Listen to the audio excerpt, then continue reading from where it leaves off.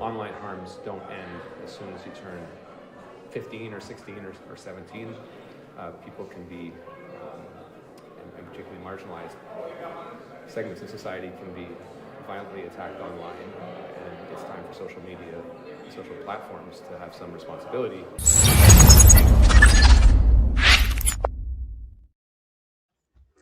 So there you have it. Culture Minister Mark Miller admitted that social media bans are just the beginning now that the Liberals have their majority. Welcome to the Political Orphans. My name is Nico Lagan. Tonight we speak about social media bans and that they are just the beginning, but we also need to address the solutions, what we can do about this.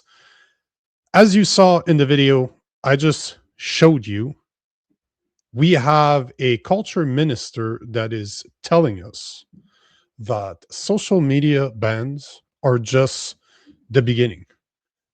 I called it. I told you guys that something else was coming down the pipeline, especially considering that the Liberals now have a majority. Because it would have been hard for them to have it done, or it would have been, sorry, let me rephrase that. It would have been harder for them to have it, to push those social media bans, to push what's coming if they did not have a majority. But clearly they do. Clearly it's happening. And as you will see in the following video, Mark Miller is pretty clear about it. First, let me apologize for the quality of the voice. It's a video that was recorded by a journalist right outside of Parliament, so you can hear a lot of background noise. I tried to cleaning it out as much as I can.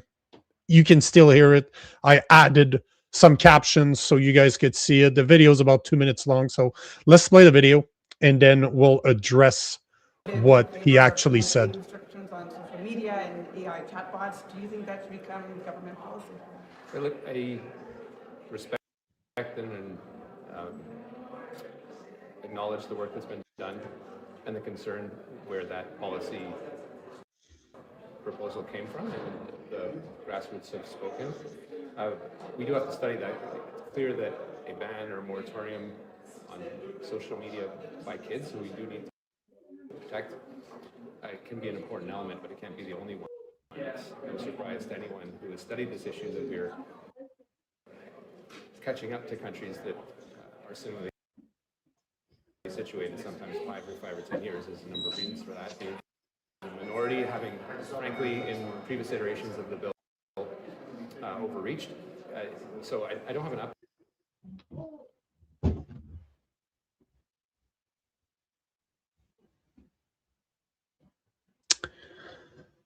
Oh boy, seems like the video just crashed on us. It's always interesting how videos tend to not work properly when they're about the subject that we're talking about. Let me see if I can just reload it here.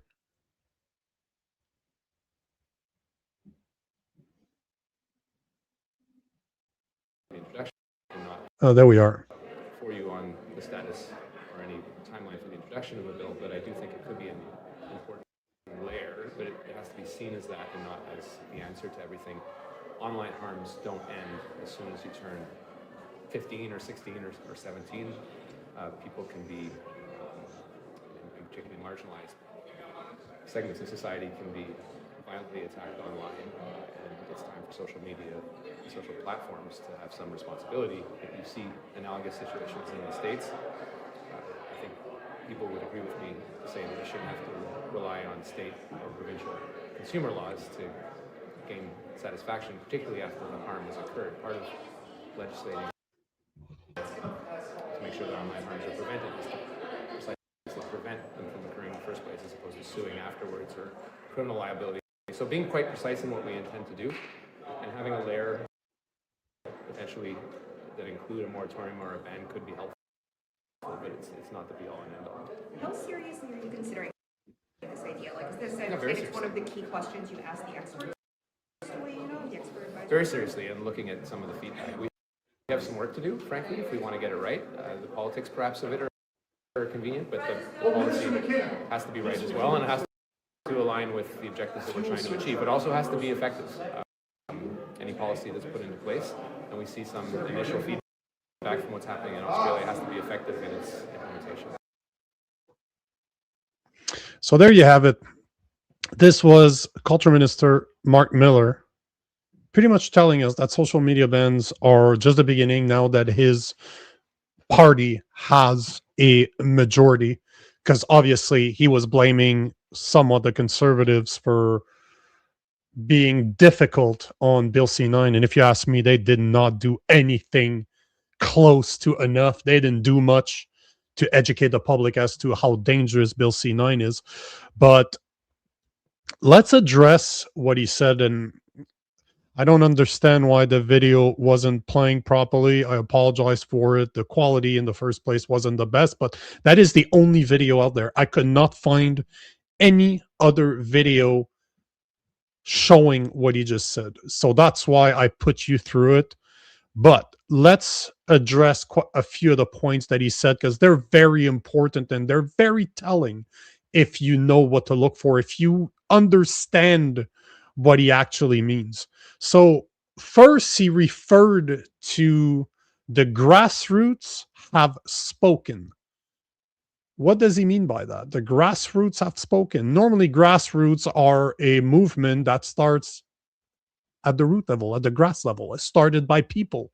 People like us would start a movement, and he's using the word grassroots on purpose because he knows what it means. And to refresh your memory, last week at the Liberal National Convention that took place in Montreal, they adopted a non-binding resolution that would ban 16 teens and children under the age of 16 from social media. But now he's referring to grassroots. Basically, what he's saying is that regular people want this ban to happen. And unfortunately, he's right. Unfortunately, he's absolutely right. I've showed you this before, but I want to show it again because it is very, very important for us to understand that we have a lot of work to do.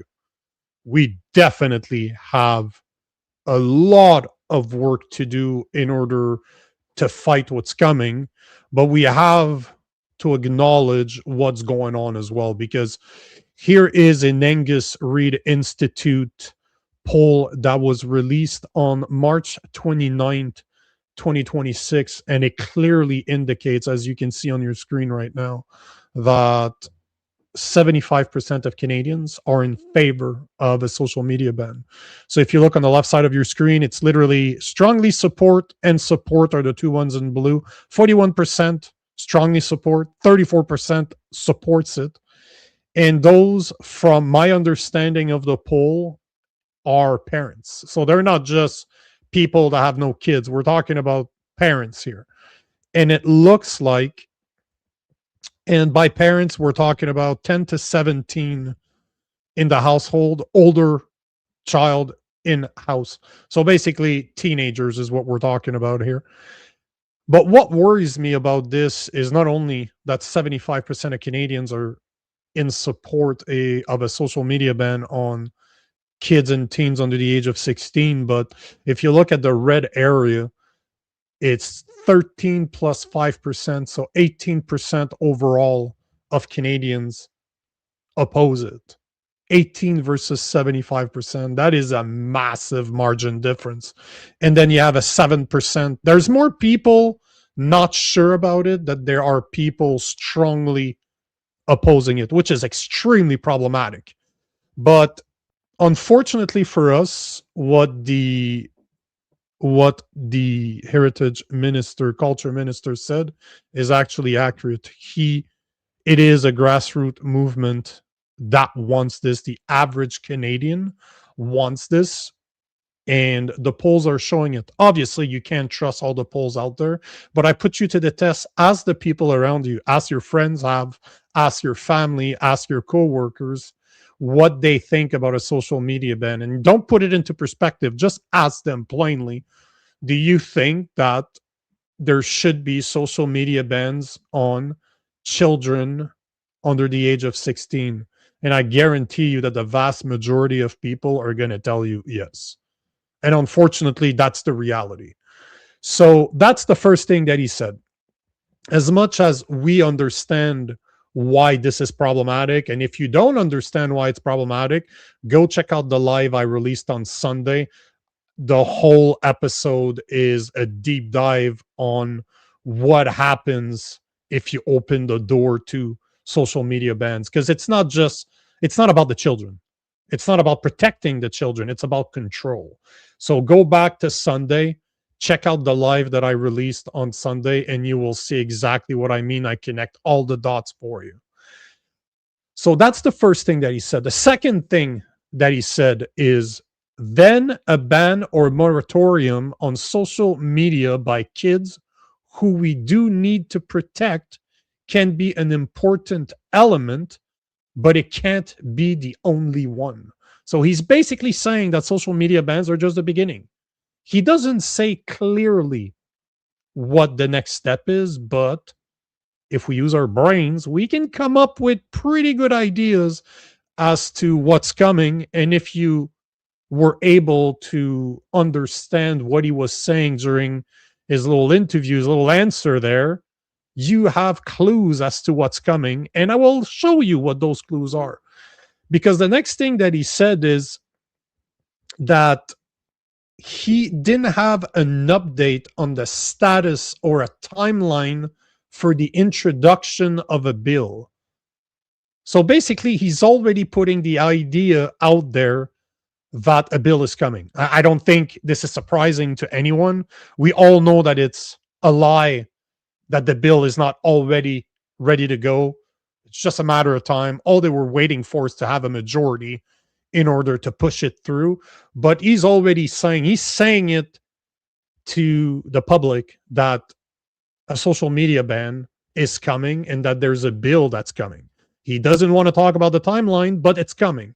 And I guarantee you, I'm ready to bet any amount of money that the next Bill C-63, the new version of the Online Harms Act, that's going to probably be called the Online Protection Act, is going to have a component of social media bans. It's going to be part of the new retabled Bill C-63. There's a couple of more things that he said. He referred to the majority.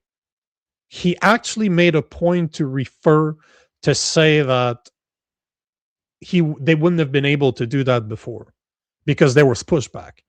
And I'm very curious to see what people will say when they do see a social media ban. I'm curious to see what they're going to do in Parliament, although in all honesty, it's not going to really matter because the Liberals have a majority and there's nothing much that any of the other parties, even if you believe that it still matters that they're there to help us, there's nothing that they can do about it because the Liberals have a majority. But I'm curious to see what the public opinion will be. But here's where we really need to start paying attention, because there's a couple of comments that he made that indicates what's coming.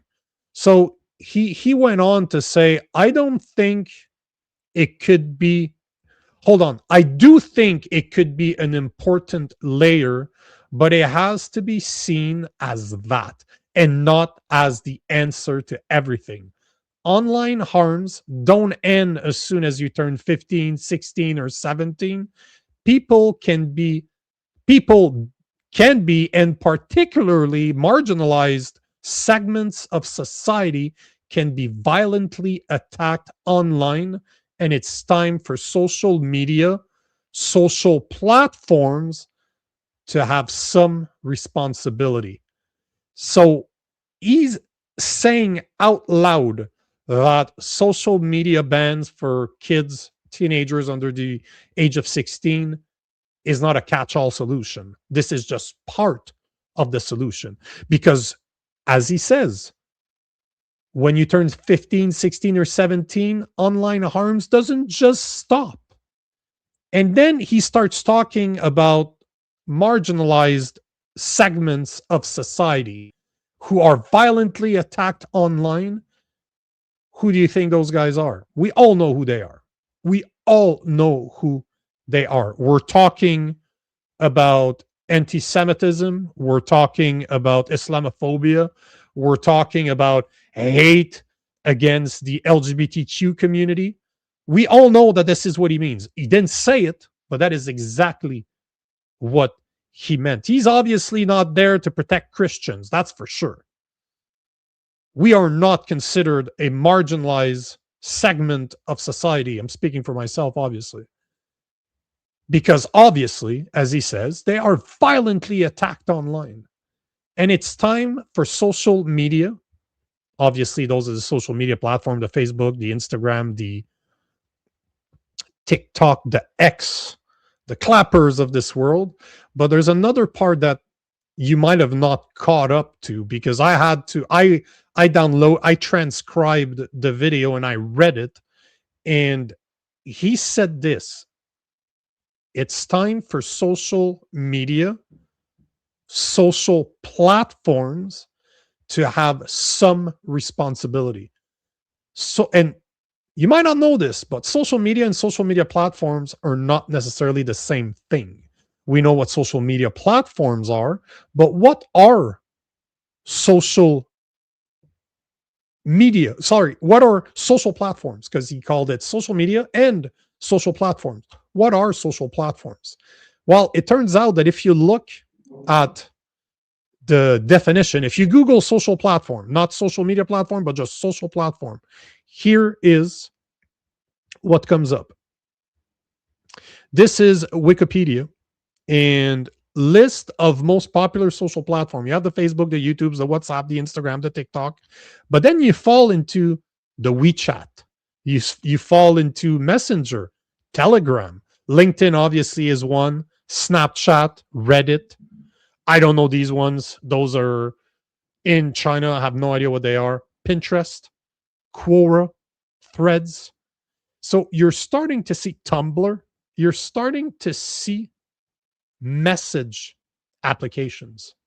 The Telegram, the Messenger. Messenger makes sense. It's attached to Facebook, so that's not very surprising.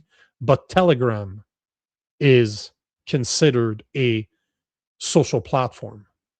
So is Signal. So is WhatsApp. So we're starting to talk about messaging app that a lot of us use. Maybe you don't. Maybe you don't use them. I do. I use WhatsApp all the time. But it shows you that the social platforms are not the same as social media platforms. They're a bigger, it encompasses a bigger amount of companies, a bigger amount of platforms themselves. It's not just social media.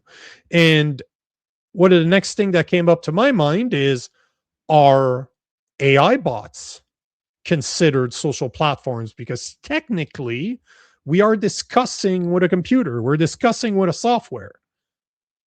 And yes, unfortunately, they are considered social platforms. So the ChatGPT, the Gemini, the Claude, the Grok of this world are part of this social platform that he clearly wants to go after. He was very clear that it was just the beginning. Social media bans are just the beginning. Social platforms need to be held accountable. So this encompasses most of the apps people use every day, because there is a component of interaction.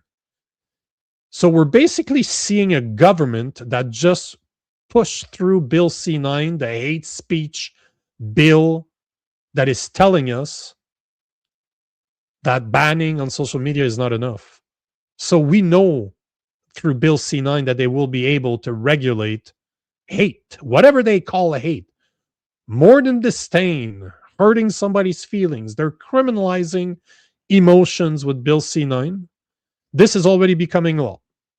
Bill C8, which speaks about the infrastructure needed for the next telecommunication network in Canada, for the evolving telecommunication network of Canada. But remember, we've spoke about the section that gives the power to a minister. Right now, it's Mélanie Joly, the Minister of Industry, to be able to force electronic service providers.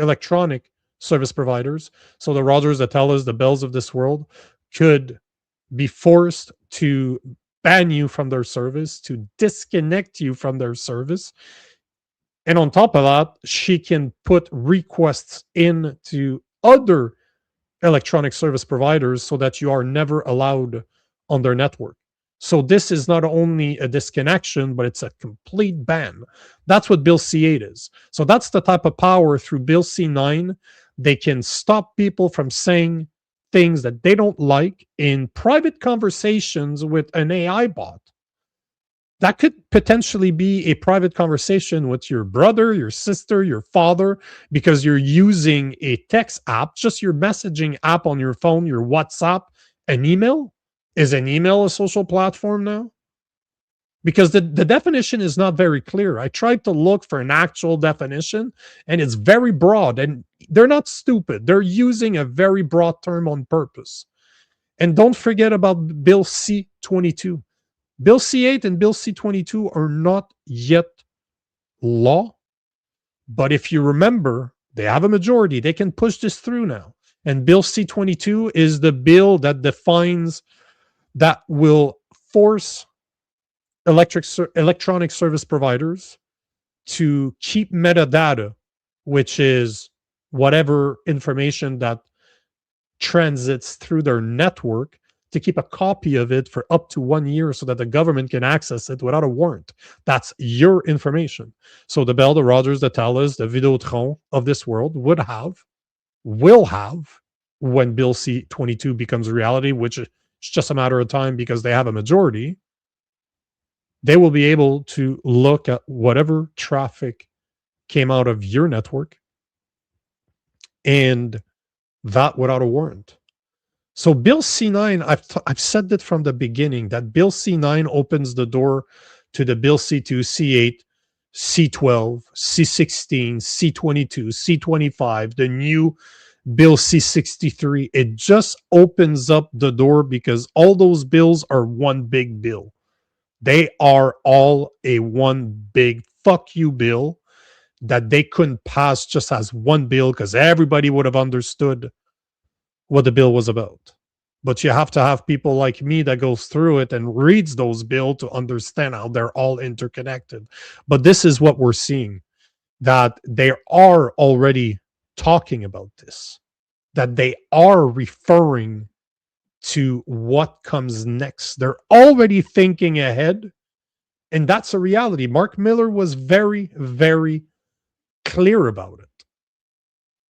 The next thing that he said, and that's pretty much how the video ended, he talked about this right here. He talked, no thank you, I don't accept this. So he talked about Australia. So what about Australia? Because we know that social media bans have been in effect in Australia for teenagers under 16, just like what Canada is talking about. And look at this article right here. Australia teen social media ban is a flop, but there's no joy in I told you so. Around 7 in 10 children remain on major platforms. Who could possibly have predicted this wasn't going to work? Well, a lot of people.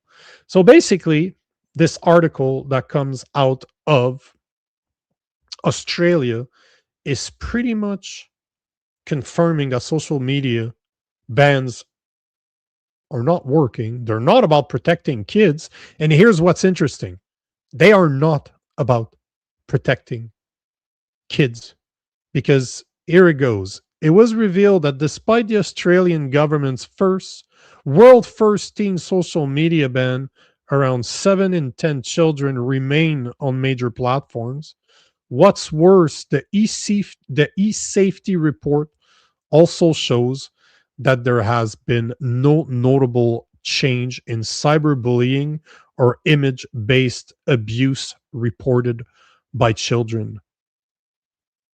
For a policy that was touted as the solution to keeping kids safe from harm online, this is a damning indictment of the ban's effectiveness.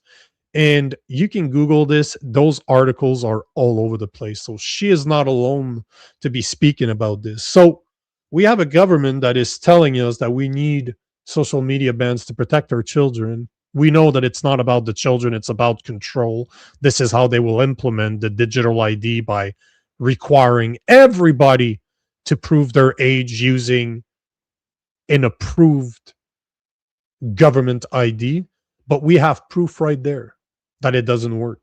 The e-safety report out of Australia literally shows that there has been no notable change in cyberbullying or image-based abuse reported by children, and 7 out of 10 kids are still on those social media platforms. So clearly, it is not about the children. This is clear, absolutely clear. That being said, it's time for you guys to tell me what you think. It's time to take some comments. So before I do, I have to remind you guys that it always starts with education. It's always the first step. We need to inform regular Canadians what these means. What does social media bans actually mean? Because I put you to the test earlier. Talk to your family, talk to your friends, talk to your coworkers, talk to the people around you. If they agree with this, and if they do, challenge their ideas. This is how we start to educate the Canadians out there. And I can't do it alone. There's no way I can produce enough content to reach everybody. Plus, it's a lot easier to convince somebody in person than it is over a camera on the internet. So this falls on you guys as much as it does on me. If we want to do something about this, it starts with education. So it's up to you to speak to the people around you. Because complaining is not enough. We need to have those interactions. We need to have those conversations, and we need to speak solutions. And I want you guys to tell me what you think about this. So here are the questions. I have 2 questions for you guys. I want you guys to address me in the comment section. Let me know how you feel about this. Let me know what you think about this. So, do you believe that we need another freedom convoy like what happened in 2022? Because I'm sure you're aware of what's going on in Ireland right now, and people are fed up in Ireland. They're fed up with the gas prices, but let's be real here for a second. They're fed up with the mass immigration that's been literally invading their country. So they're fed up. So they're doing pretty much what we did in Canada 4-ish years ago, 3.5, 4 years ago, because it was in 2020. It was in the winter. I was there. So basically, it would be 4 years. But do you think that's the solution? Do you think that we can get some type of education with the average Canadian by going to the streets like we did during the Freedom Convoy? Or do you think that there's another solution to this? Let me know what you think in the comment section, and we will get to your comments in just a couple of minutes. Before we do, I want to remind you guys to smash that like button, share this stream. If it's your first time here, make sure to subscribe. But above all, I want to hear from you guys. So drop your thoughts in the comment section, and we will get to them in 1 single minute. Comments are great, and they will always be the cornerstone of this show, but nothing beats a real conversation. So I decided that it was time to take this show to the next level. I want you on the show. Imagine if I took your calls, just like they do on AM Talk Radio. I call it the Orphans Hotline. All we need to make it happen is a piece of equipment called the Rodecaster Pro 2. I will, you know what? I will bring a picture on screen for you guys so you can see what I'm talking about. I'm a nerd. I'm a big nerd. I'm a big tech nerd. I always have been. And this device is just, I find it sexy as hell. I don't know if that makes any sense to you guys, that I find a piece of equipment to be sexy, but here is the equipment that I'm talking about. And I went to the store today. I went to go see it because they're on sale right now. They're flying off the shelves. So I went to the store where I normally buy my equipment, and I explained to the director of the store what I was trying to do, what we were trying to do here. And he put his last model aside for me. He's going to keep it for me until the end of this sale, or until I have all the money to buy it. Because like I said, it's on sale right now. It normally sells for $9.89 plus tax. It was on sale for $8.19 plus tax. And because I explained to him what we do here and what I want to do with that piece of equipment, he gave me a better deal. He dropped it to $650 plus tax. That's literally $340 off the original price, which is too good of a deal to pass. So I took the $250 that you guys have donated up to now, thanks to Don Valiant, Wilf, Wildflower. So we still need $500 tax included in order for me to pick that up, to open the Orphans hotline so that you guys can talk to me directly instead of me just reading your comments. Anything helps. $10, $20, $50, $100. Everything helps, gets us closer to opening the Orphans hotline. And that sale is only going on until the end of the month. So help us make this a reality. If you're interested, go to thepoliticalorphans.com/hotline. All the information is there. You can donate through the website. You can send interact transfers. All the information is there. Now, that being said, let's get to your comments, because this is the part of the show I love the best, is to be able to talk to you guys.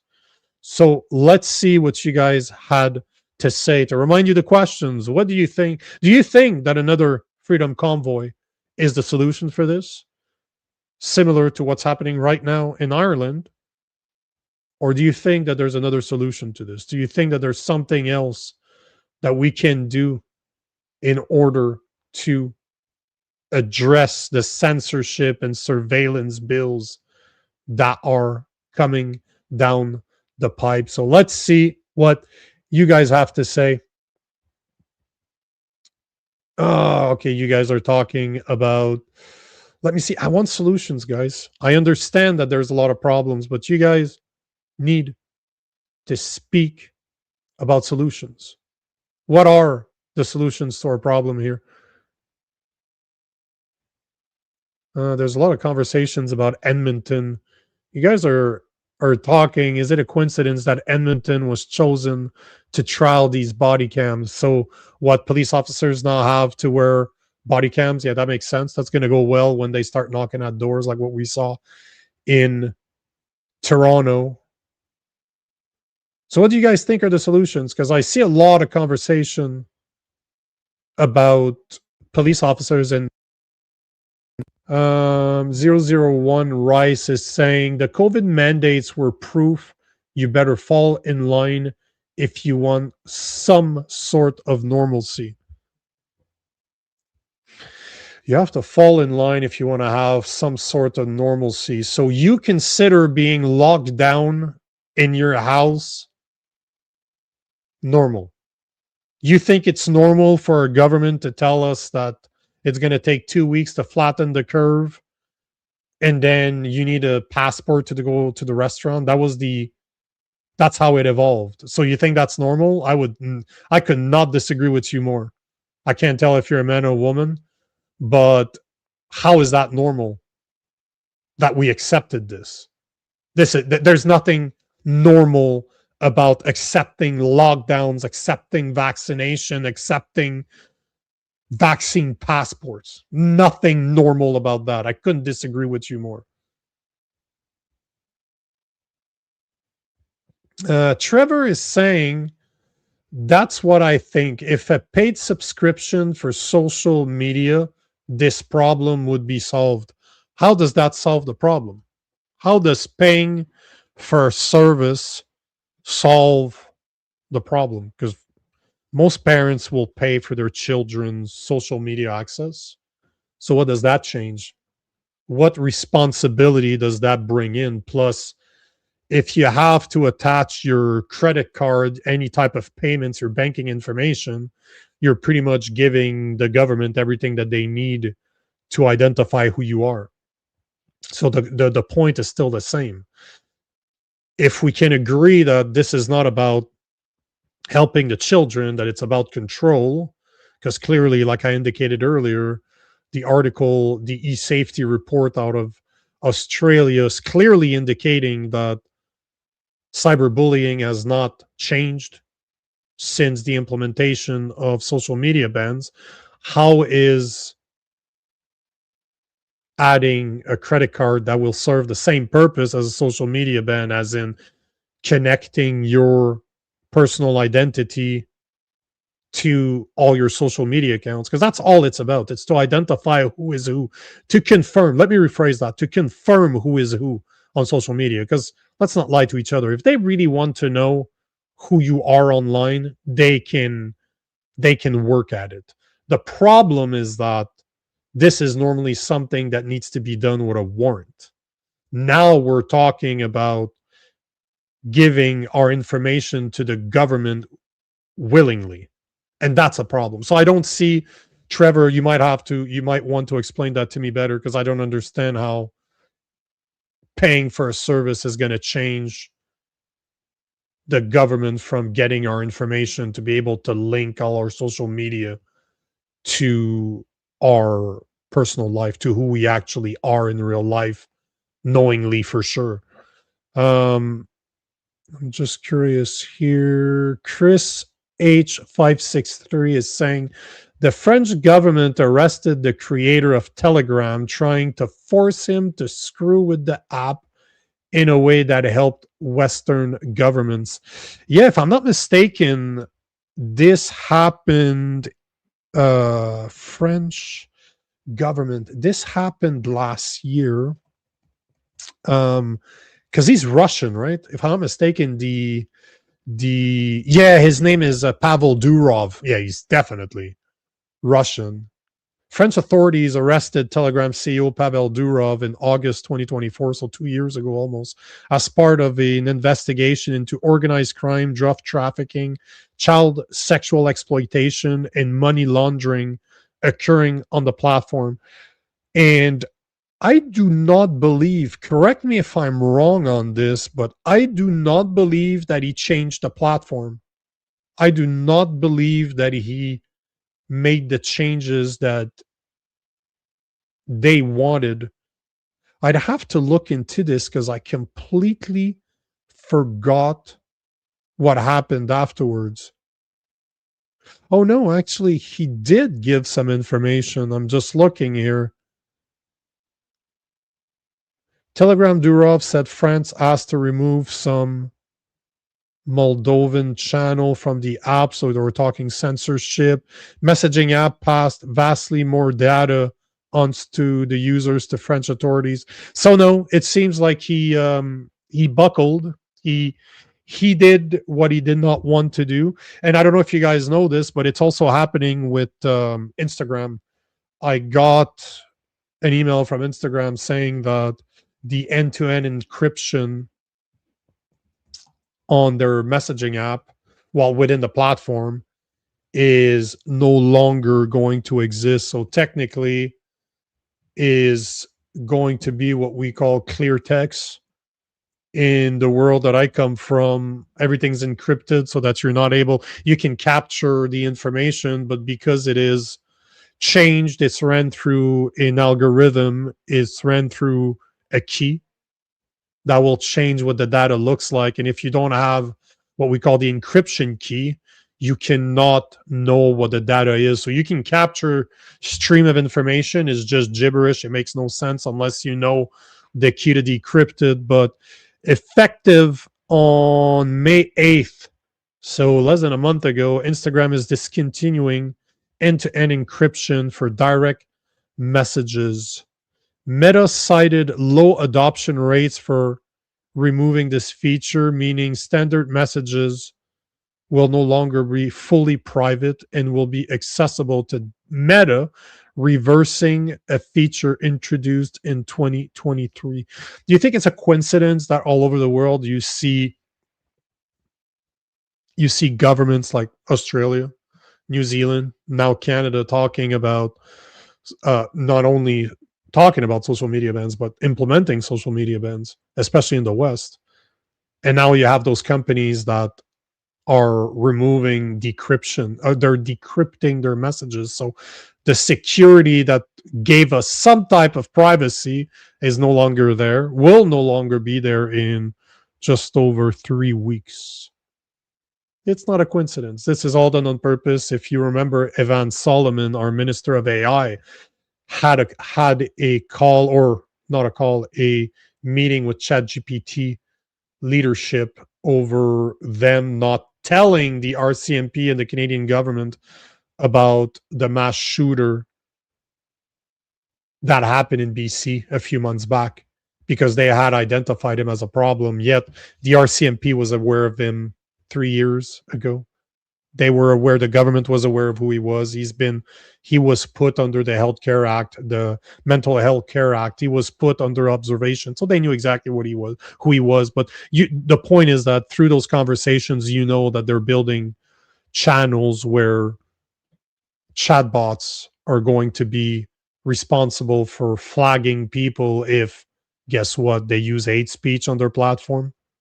So this is coming. This is not a coincidence that you see all those messaging app being decrypted because the government wants access to it.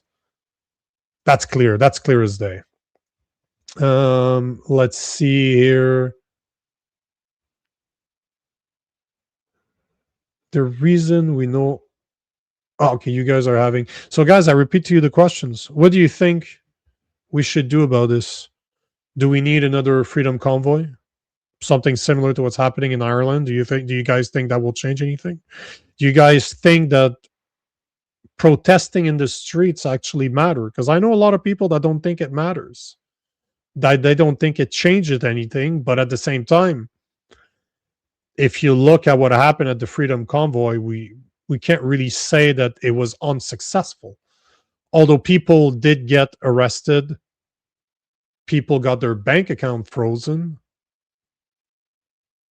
The mandates were pretty much done after that, and it was worldwide. This was something that was recognized worldwide. So can we really say that it didn't work? I understand why people are frustrated. I get it. I fully understand it. But do you guys think it's a solution to go protest, but do it on a Canada-wide? Technically, something could be organized. Something could be organized worldwide. Basically, there's a lot of countries that are passing those censorship bills. So this time it wouldn't just be in Canada, it could be around the world. So do you guys think that's a solution or not?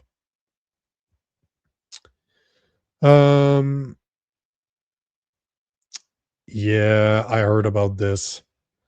Jen Snow, or Jean Snow, Jen Snow. This is a global agenda as European Unions announced a digital pass today. Yeah, I heard about that too. I definitely need to dig into it more, to do more research. I did not research it enough to provide an opinion. I can provide an opinion as in, we all know why they're doing it. It's all about control. This has nothing to do with security. This is all part of the same agenda, but I agree with you. But if people decide not to do it, if the people say no to it, they can't force us. The same thing was true during COVID. The numbers are 81 to 90% of people chose to get the vaccine. Those are the numbers, somewhere in there. For sake of argument, we can use 80, 90, whatever. The vast majority of Canadians got a vaccine. How many of them regret it? Because that's another conversation. I don't know if you guys have those conversations with the people around you, but I do. And I get to speak to a lot of people every day. And I don't know a lot of people that don't regret it. I know for a fact that I haven't met a non-vaccinated person that regretted not getting vaccinated. But I've met most of the people that I talk to don't have regrets. They wouldn't do it again. At least that's what they claim.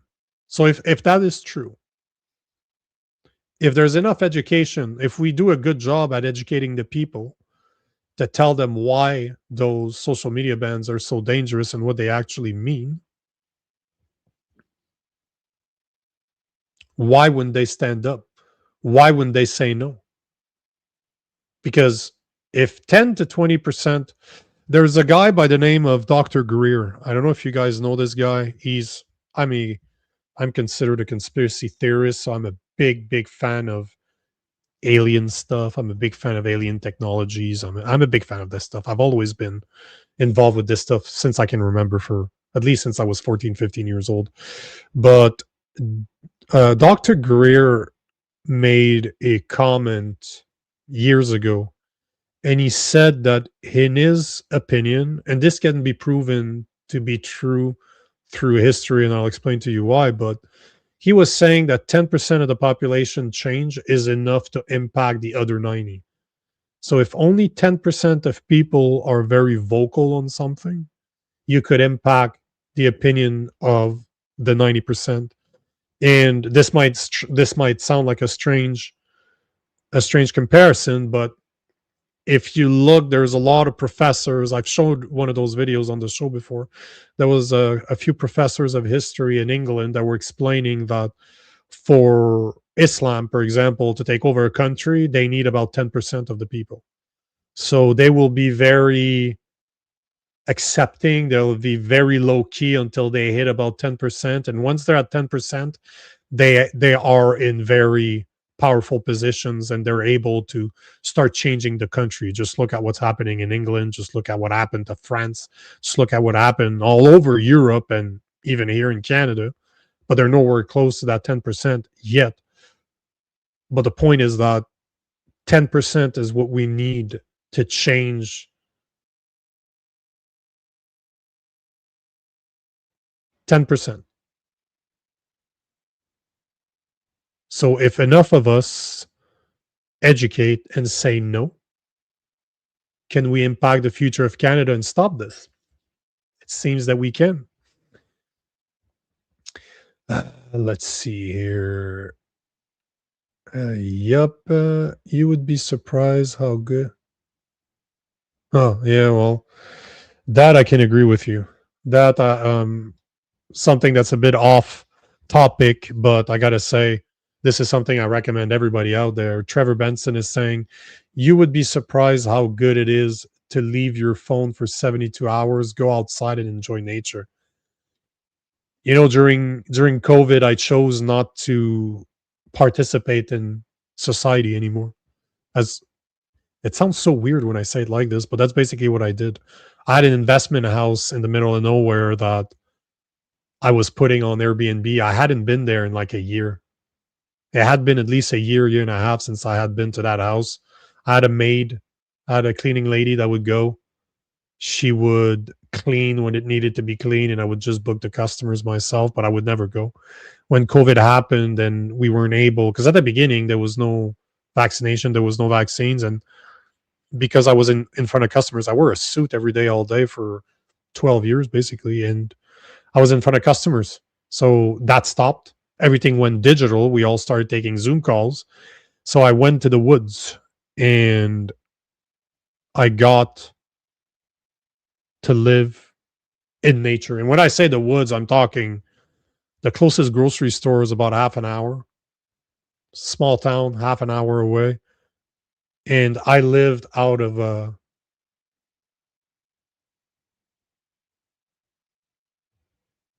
I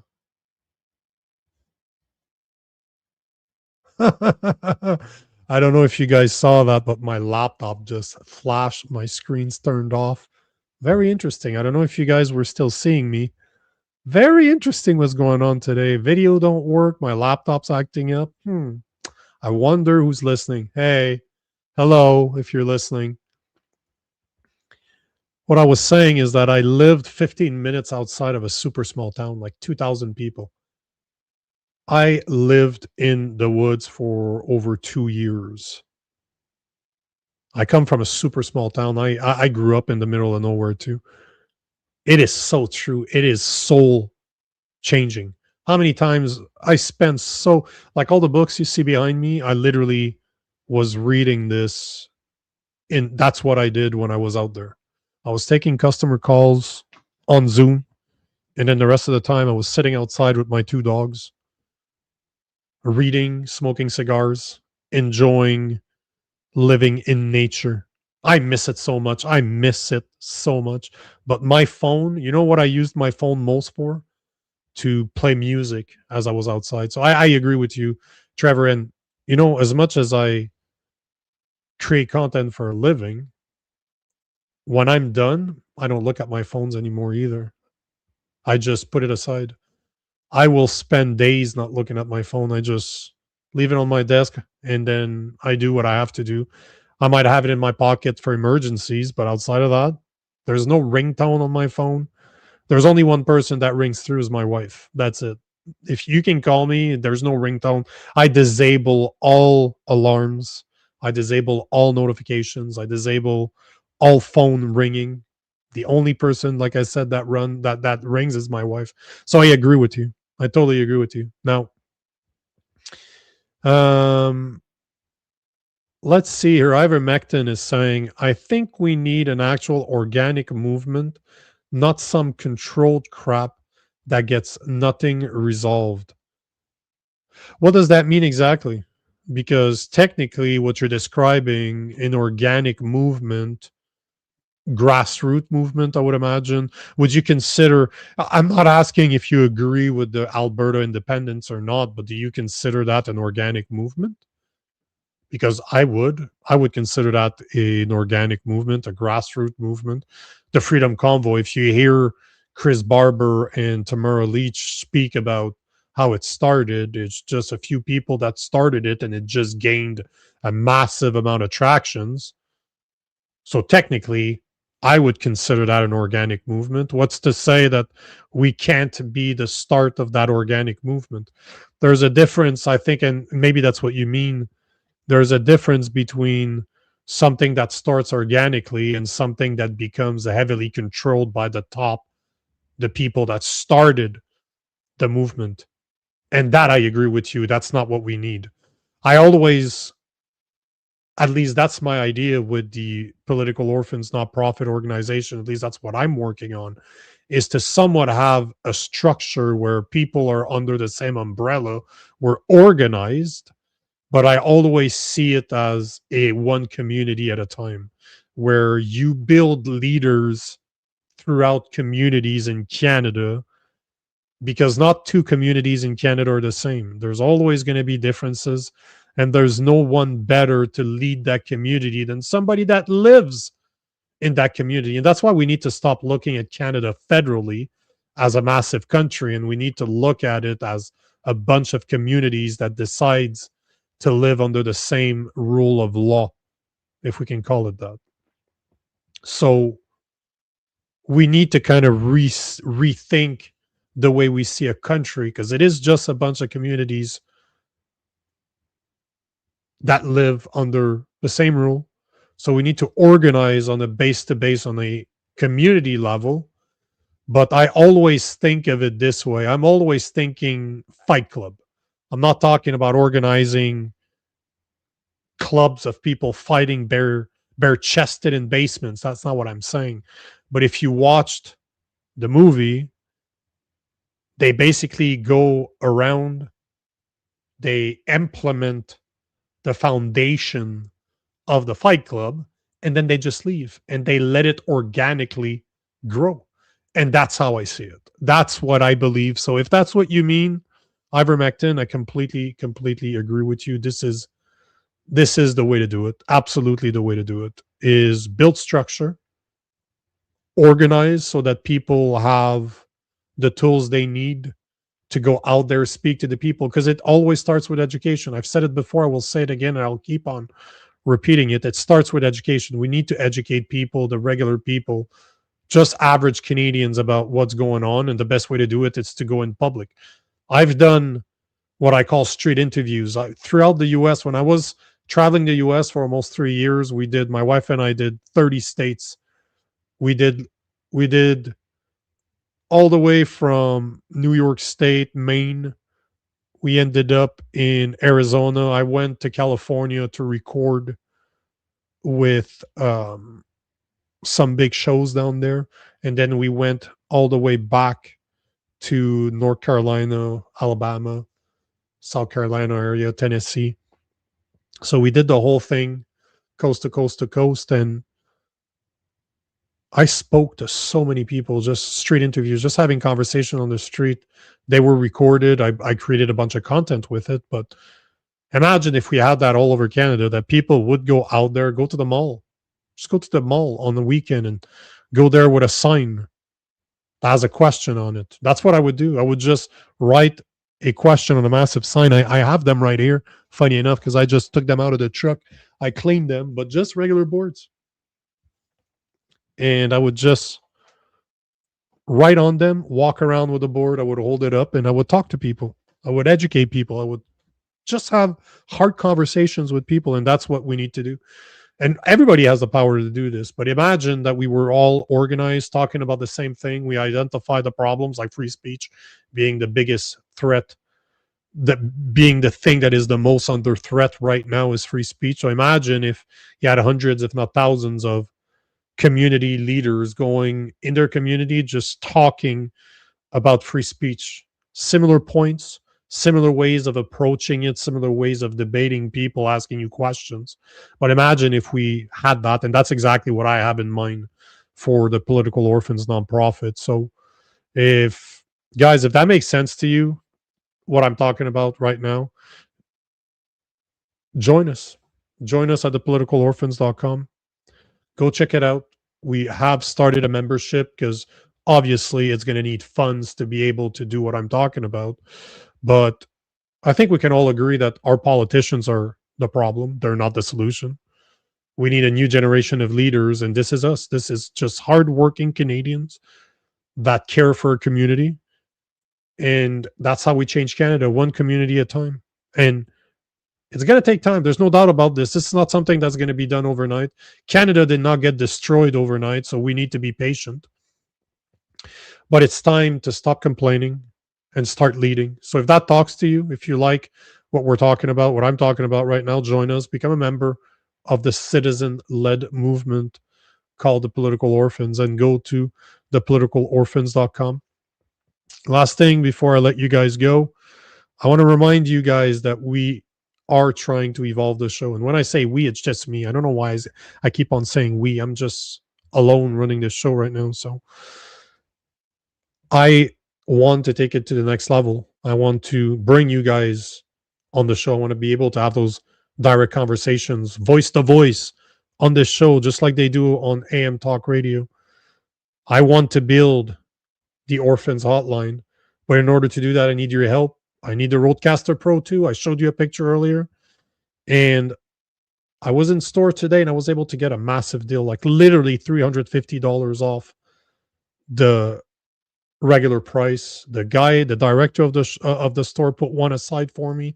I took the $250 that I was able to, that you guys donated, to put it as a down payment, but we still need $500 in order to make this a reality. So I ask you guys again, if you want to help, $10, $20, $50, $100, whatever it is, it will help.